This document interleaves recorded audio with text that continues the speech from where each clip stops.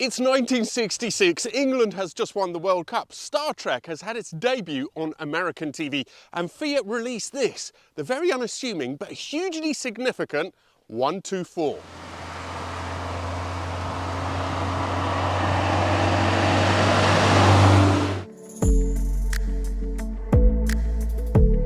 This car was made for 55 years. 20 million were produced in 9 different countries. The 124 is directly responsible for Volkswagen becoming a juggernaut. It gave rise to the widely believed but false tale of Russian steel in Italian cars, and it spawned the mythical 124 Sport Spider and Coupe. Let's take it out. I'm going to explain all this in more detail, and I'm going to tell you about one of the most impactful cars ever made.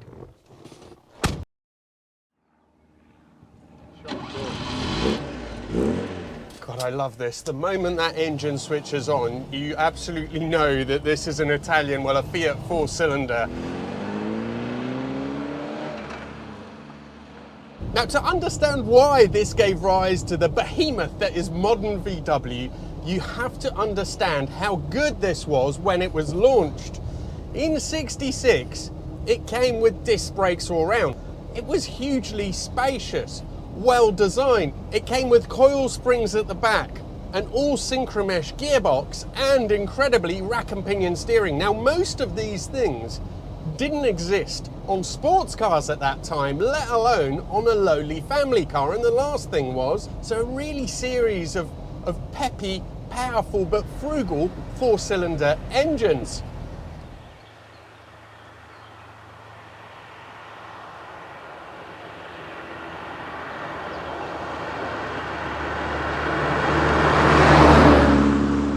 Let's see how this 1.2 feels today. 60 horsepower they put out when they were new, which is really pretty good going for 1960s 1.2 litre engine. I mean, it's not going to be super quick, admittedly. Oh, and it's just stalled on me. It's something that it started doing just as we were filming. I'm sure it will clear up once it warms up.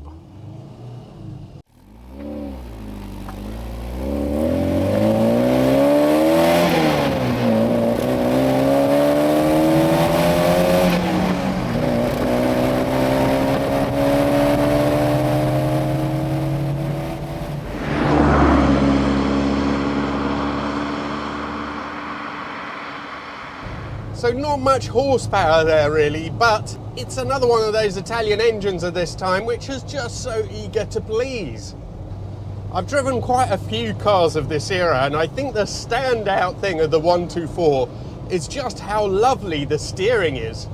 It's just sharp, responsive. As soon as you get moving, it's really quite light as well. So just feels like a car from a different era. The suspension works well, it feels light on its feet. It's just a pleasure to drive and feels years, light years ahead of other cars that were made at this point in time. Now, the interior, to go along with the rest of the car, was really quite Spartan. It was simple. There's 3 controllers there, windscreen wipers, light and interior light, 2 heating controls and the fan, and that's about it.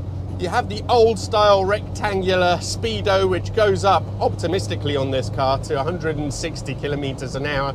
The seats are comfortable. This particular car has a really nice original patina about it all. The engine bay hasn't been cleaned for a while, but you can see that, you know, it's all straight. It's a lovely thing, and it really takes me back to my days in Italy. For a 1.2, it really is quite peppy. I think that is helped by the low overall weight. 950 kilos for a family car sitting 4 or 5 people in comfort is really quite impressive. So in terms of performance, in terms of handling, it would have completely outdone, for example, the Mark 1 Escort. The 1.3 only put out 50 horsepower. It still had cart springs at the back. But the real impact it had was that it really decimated the Beetle sales in Europe. Now, that is a car that had been Volkswagen's mainstay for years. When this came out, it was under pressure anyway, but it really did cut down sales. And that's why I'm saying The 124 is so good that it was responsible for VW's awakening into the company that it is today. Up until that point, they've been very conservative. This is what led to them bringing out the Volkswagen Golf. They knew they had to come up with something radically better than they had previously. Now let's get down to the Russian steel myth. This is still widely believed around the world that Italian cars of the 70s, 80s, that they rusted really badly because the steel that they used came from Russia. Now this theory it dates back to the 124.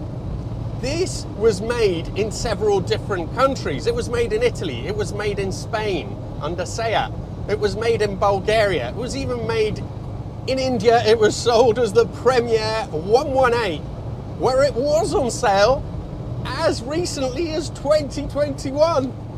And most important of all, it was made in Russia as a VAZ. So Fiat had a deal with the Russians in the 60s that they were going to build them a factory, and the Russians were then going to build these cars under license. The theory goes that to pay for this, the Russians paid the Italians back in cheap recycled steel. That's why Italian cars rusted so badly. There's absolutely no truth whatsoever to that story. The Russians did build these, so what you know in the UK as Ladas, what was known as the Ziegler, I think, in Russia, that did happen, and they built 17 million of those. They were slightly engineered differently because the conditions on Russian roads were so bad that they had to strengthen the bodywork, the suspension. They used a different engine as well. But they were made, and the Russians did have to pay the Italians. But it's not true they paid them in recycled steel. The Italians already had huge steel production of their own. Wouldn't have made any sense. They paid them in oil. There is anyway a whole video on this, and I'll put the link at the end of this particular video. But it just shows you how significant the reach of this car was. I think it's the 4th biggest selling platform ever made. If you drove one of these today, I think you'd be pretty amazed. Driving a 60s car normally requires concentration. The only thing I can pick up on where this does feel different, or radically different to a more modern car, is in the driving position. It does have that long arm, scrunched up leg position, but it drives so well. You have to keep pinching yourself and reminding yourself that this is a family car, and it drove better than many sports cars of the time. Fiat had an absolute blinder, and that is why, with such an able platform, they were essentially able then to produce the 124 Spider and the Coupe. Let's just take it up through the gears one more time.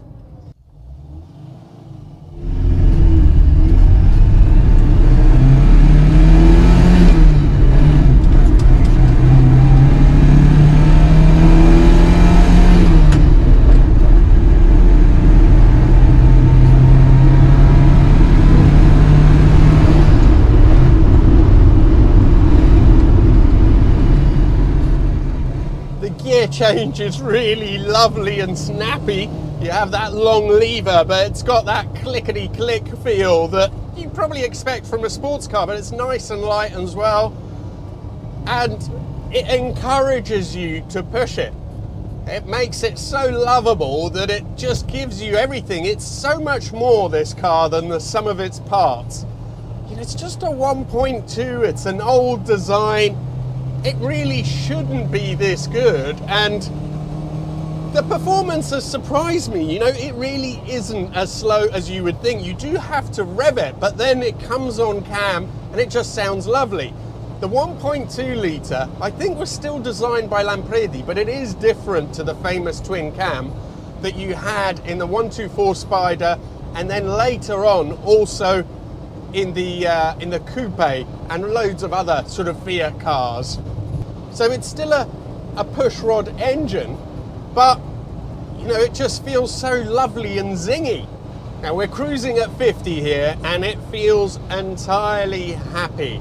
It has a lightness of touch, which means that now that we're coming up to these lovely little swinging up and down bends like this, it just takes it all completely in its stride. You can feel those front tires having, you know, the big balloon edge, which means that it takes some of the initial sharpness off, but it's just so lithe and lovely. It's well balanced in the corners. And the brakes as well, they're actually capable of stopping it, which sounds normal now, but it really wasn't normal in the 60s. You're driving cars of that era with drum brakes, you have to make allowances for distance once you get above 40, 50 miles an hour. This feels again like a modern car. And as delighted as I have been to drive it today, it does make me really melancholic to see it, to be in it, because it just reminds me of how good Italy used to be.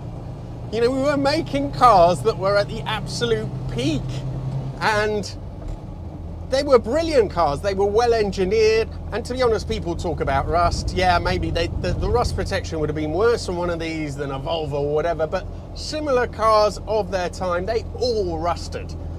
These weren't really that much worse. They're not, you know, they didn't have the structural issues of the build issues of the soot and so on. So they made an incredible product for a good price that was better than anything else out there. And now, if you look at what's happened with the decline of the Italian industry and so on, it just makes me sad.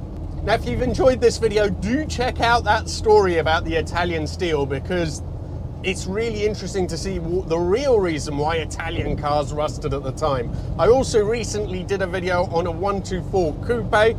Links of both of those there. Thank you so much.